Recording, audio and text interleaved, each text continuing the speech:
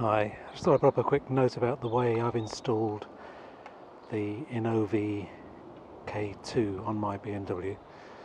So the K2 has two cameras, as I'm sure you know. The first one on the front I've stuck on a little bracket here.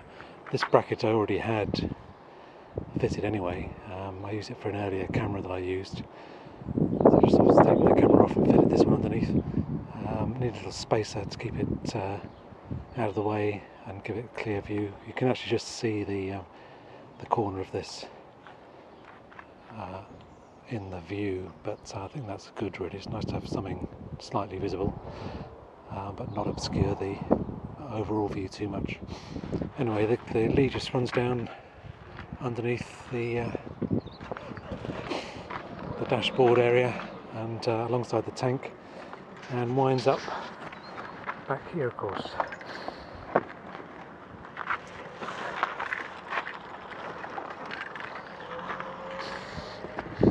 So the wiring comes up straight from the battery basically into the little power unit, which I've just stuck down here for the time being, and from there it goes back to the main unit, which is under the pillion seat.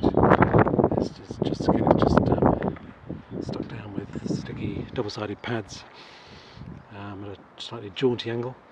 I found that needs to be quite secure because the microphone turns out to be in that box, so if there's any vibration then it picks it up on the microphone and affects the sound quality, so that's quite important, I think. I put a switch on. This is an additional switch that I added. It's just a 3-position switch with a centre tap and 2 poles, so basically that's the normal position is where it is now, which basically connects it as the INNOVV wiring diagram suggests, so the plane going overhead.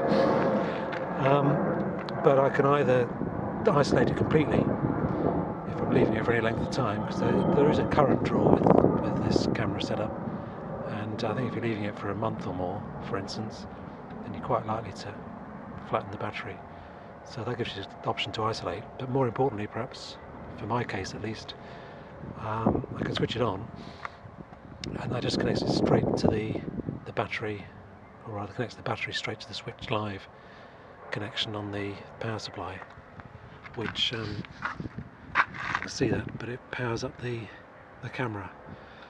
So that's quite handy for taking videos off the camera via Wi-Fi, rather than having to turn the ignition on the bike and leave it on for minutes at a time. You can simply power up the camera itself and just mess around with the settings or download videos or whatever, independently of the ignition on the bike. So we put that back to the normal ride position, so now the camera will come on when the ignition is turned on. So that's that. The rear camera is up under here.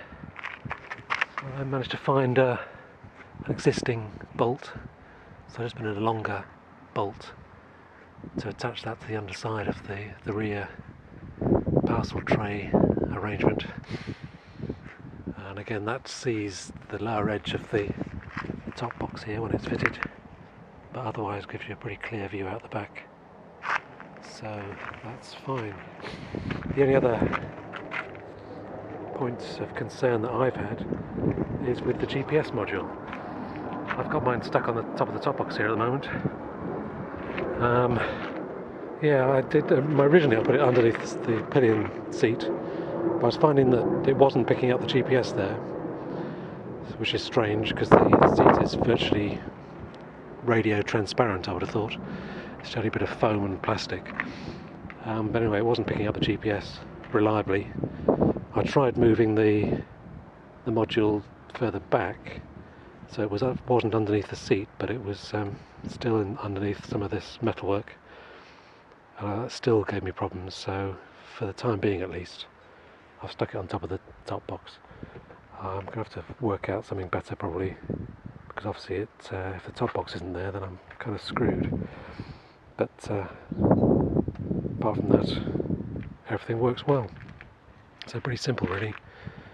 So the only trick I would suggest is, say this double contact single pole switch, just to allow you to turn the camera on independently and to isolate it when it's not in use. Good, okay, that's it for now. Thanks for watching.